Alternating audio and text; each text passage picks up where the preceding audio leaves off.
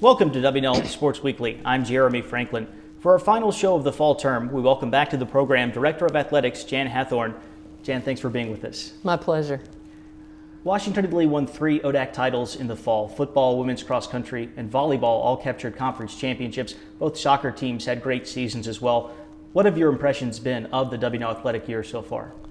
I've been very impressed in many ways. One of the most impressive things to me is the hard work and commitment and the dedication of the students. The student athletes themselves have just really been so committed and so dedicated to their sports, their lives on and off the field. I don't know, it's been one of those years where there's this great spirit and great feeling about campus and about athletics. I was especially pleased with the hard work that our coaches always put in, to see some of them rewarded, and in many ways all of them rewarded for all their work. The regular season finish of second place for both men's and women's soccer didn't turn out in the tournament the way that they had hoped, but that was certainly one of the cherries on the sundae. And then obviously the championships that you mentioned they were just real highlights. It's been a great fall. You coached in many great games here in soccer and lacrosse. You've seen many more in your current capacity as AD. Where does the Washington Lee Hampton-Sydney 4 overtime football game rank for you? It's right up there at the top. I have to admit that probably the number one for me is personal, because of the women's soccer championship in 1990 that went into 4 overtimes and penalty kicks. And the Hampton-Sydney football game this fall is right up there. I think it's a little more impactful when you are the coach or a player on the team, yet standing on those sidelines and being a part of that day was a huge highlight. And I know I speak for a lot of people when I say that. It was outstanding. There were obviously lots of heroes that day for the Washington Lee football team. Luke Heinsohn is the one that immediately comes to mind. 4 touchdowns, the game-winning 37-yard field goal. After a season in which he shattered lots of school and conference rushing records, led the nation in scoring, he's been named one of the 4 finalists for the Ghilardi Trophy, which is essentially the Division III equivalent of the Heisman. We'll find out tonight if Luke wins the award, but what does that recognition and all the recognition that he's garnered mean to the athletics program? Well, you can't help but be grateful for the fact that when a student athlete has a season like Luke's had, and the football team, as a result, has had the season they've had, and these awards and these opportunities keep coming along, you sort of ride the wave. It's an outstanding opportunity for people to learn more about who we are and what we are. It just gives an overall sort of warm, fuzzy feeling to everybody who's associated, past, present, and future, with athletics at Washington Lee. After 24 years on staff, John Tucker is retiring as men's cross-country coach. What has John brought to the university during his time here? John has brought so much, and he continues to bring so much, because he just is really, really passionate about Washington Lee. As you know, he's an alum, and John has always bled blue and white, and it's sincere from the tip of his head to the tip of his toes. John loves Washington Lee, loves the student athletes. He has given of himself in every way that you would want a coach who loves what they do to give back to student athletes, and try to create and did create the opportunities and the atmosphere and the successes that these young men and women that ran for him have had. It's a loss. It's a bittersweet time for us. We, of course, don't want to see people leave. We also understand that moment in time is going to come for each and every one of us. And for John, he just felt like this was the right moment. And so we're excited for him, and we're also really going to miss him.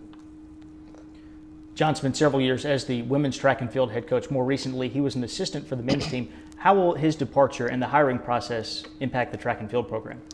Well, fortunately, we're obviously operating a little bit man down. I know that I speak for Brandon Ewell, the men's head track and field coach, that he is very familiar with how to handle being the only head coach for all the things that have to happen on a track team. as you well know, we're very fortunate to have the support we have from the university to have the type of staff and staffing that that currently exists. And as much as it'll be a hole, in a sense, left in the coaching staff, Brandon is familiar with how to handle that.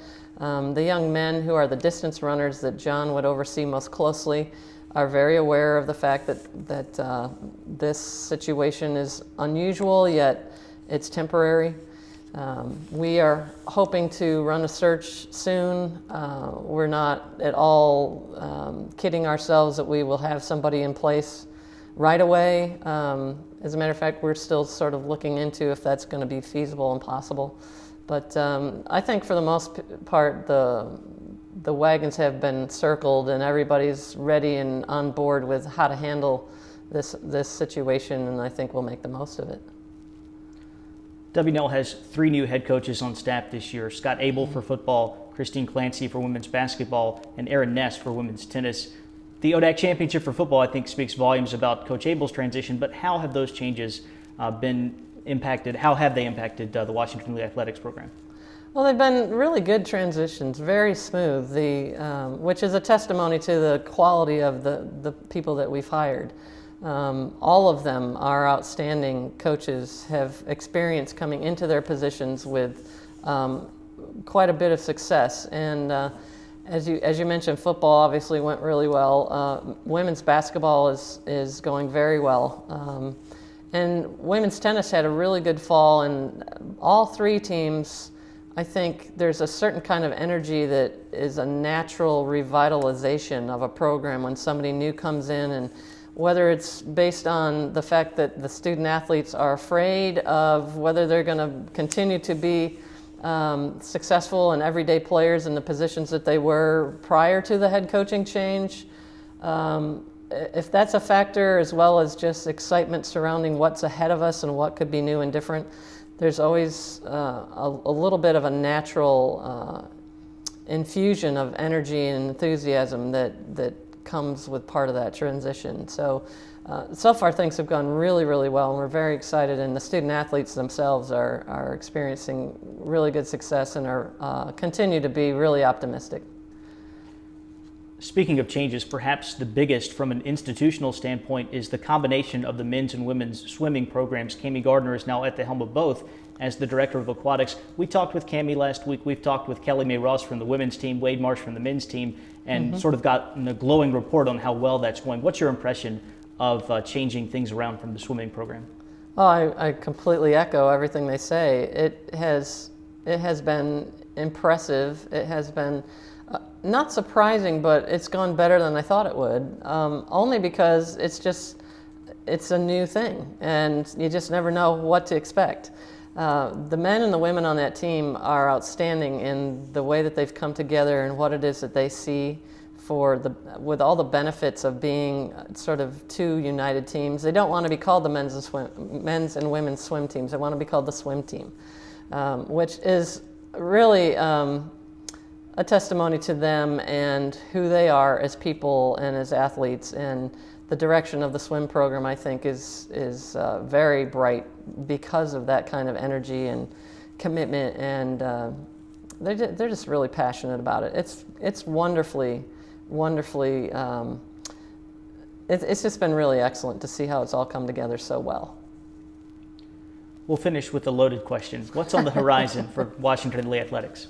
Well, as you know, there's no crystal ball. Winter sports are currently doing quite well. We're pleased with the successes they've had so far. As you well know, the majority of the winter sports schedules have yet to be played. We had really good non-traditional seasons for our spring sports. I want to give a little bit of a shout out to the people behind the scenes who do so much for us. The Sports Information Office, Chris Shaw and his work in the fitness center and with strength and conditioning for a lot of our teams. The athletic training staff, Josh Williamson and his staff.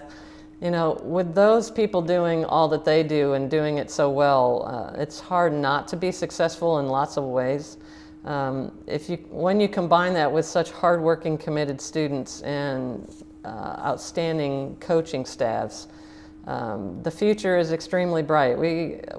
I think the fall has set the tone. There's a wonderful energy and enthusiasm among our staff and in our department, and I really think that we're going to see some more conference championships happen, and hopefully at the end of the year we'll be able to hold up the ODAC Commissioners Cup for overall excellence once again. And that is our ultimate goal, is to win as many conference championships as we can, and I think we're well on our way.